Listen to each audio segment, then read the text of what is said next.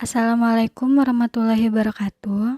Perkenalkan, nama saya Maida Briliani Fauzi, NPM 1717051003 dari Prodi S1 Ilmu Komputer. Jadi di sini saya akan menjelaskan mengenai bisnis prinsipalnya.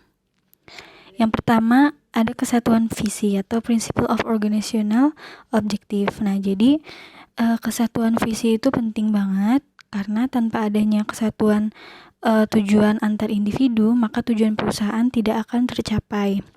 Nah, setiap individu dalam perusahaan akan berlomba-lomba untuk mencapai tujuan mereka sendiri-sendiri dan mengabaikan tujuan yang lebih besar, yaitu tujuan perusahaan. Oleh karena itu, jadi perlu banget menanamkan sikap kesepakatan untuk menyatukan visi. Lalu yang kedua ada kesatuan perintah atau Principle of Unity of Command.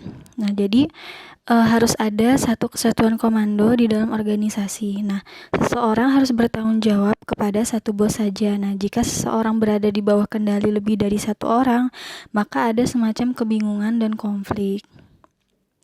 Lalu yang selanjutnya ada rentan kendali atau Principle of the Span of Management, yaitu mengatur jumlah bawahan yang dapat dikelola secara efisien oleh atasan. Nah, jadi manajer ini memiliki beberapa bawahan yang akan melaporkannya secara langsung. Lalu selanjutnya ada pembagian kerja atau Principle of Departmentation, yaitu pembagian tugas dalam satu unit kerja harus memiliki hubungan pekerjaan yang saling terkait. Nah, sangat penting banget agar divisi-divisi dalam perusahaan ini memiliki job description yang lebih terstruktur. Lalu selanjutnya ada rasa tanggung jawab atau Principle of Responsibility.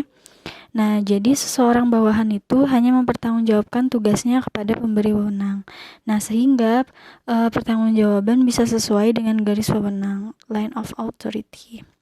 Nah, makanya seseorang manajer perlu memberikan sebuah deadline. Lalu selanjutnya ada keseimbangan wewenang dan tanggung jawab, Principle of Parity of Authority.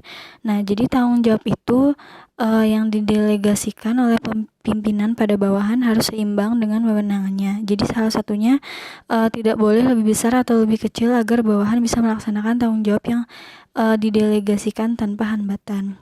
Yaitu selanjutnya ada pendelegasian wewenang atau Principle of Delegation of Authority. Jadi prinsip ini yaitu bagaimana seorang pimpinan dapat membagi tugas pada individu di setiap divisinya dengan jelas. Nah, selanjutnya ada penempatan atau Principle of Personnel Placement, yaitu penempatan karyawan harus didasarkan pada keahlian, kecakapan, dan keterampilannya, atau istilahnya the right man of the right place. Nah, jadi oleh karena itu kita harus melakukan penyeleksian yang objektif dan berpedoman pada job specification untuk membuat sebuah perusahaan itu berjalan dengan optimal. Selanjutnya ada jenjang berangkai, yaitu Principle of Scalar Chain. Jadi perintah yang diberikan kepada bawahan harus merupakan perintah yang bersifatnya vertikal dan tidak terputus-putus. Nah, ini nih maksudnya perintah yang langsung dan jelas dari atasan kepada bawahannya. Selanjutnya ada efisiensi atau Principle of Efficiency. Jadi sebuah perusahaan itu harus bisa menempatkan di mana tugas yang harus dikerjakan terlebih dahulu untuk mendapatkan hasil yang maksimal. Lalu selanjutnya ada kesinambungan atau Principle of Continuity, yaitu perusahaan harus mengusahakan cara-cara yang mampu menjaga kelangsungan hidupnya dan anggota di dalamnya. Nah, jadi ini di sini untuk menanamkan betapa pentingnya melakukan sebuah pekerjaan secara kesinambungan atau secara kontinu. Nah, selanjutnya ada koordinasi, yaitu fungsinya untuk mengintegrasikan setiap tindakan supaya terarah dan terwujud dengan benar pada tujuan awal perusahaan. Nah, mungkin ini cukup sekian yang dapat saya jelaskan. Saya akhiri. Wassalamualaikum warahmatullahi wabarakatuh.